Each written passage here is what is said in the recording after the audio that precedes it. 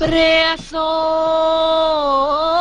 រិយាអើយព្រះសូរិយាថ្ងៃណាក៏កាន់ទុនអត់ម្លេះទេមានមុនស្នេហ៍ម៉ែ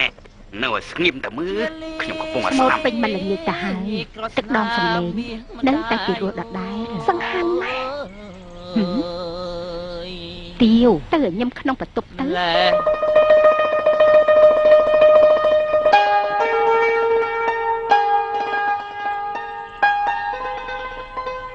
លោកកូននឿយពេញមួយថ្ងៃទៅហើយនិមន្តគង់សម្រាប់សិនទៅ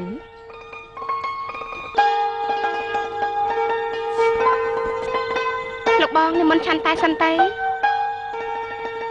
អរគុណញោមដែលយកចិត្តទុកដាក់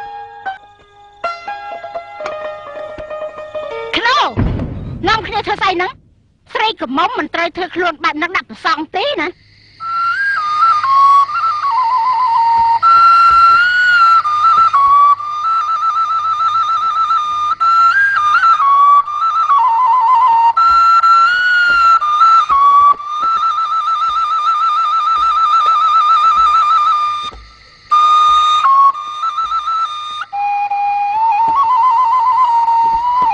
ពីនិមន្តមកពីត្បូងឃ្មុំវិញលបងដូចជាដណ្ដើមដងដល់ហើយបែបនេះច្បាស់ជាតាក់ទងនឹងបញ្ហាបេះដូងទៀតដឹងតែជាកូនកំមុំអ្នកណាទេដែលខាត់បេះដូងលបងនោះកូនញោមម្នាក់ស្អាតទន់ភ្លន់ខាបយកបេះដូងឲ្យបំភ្លេចមិនបាន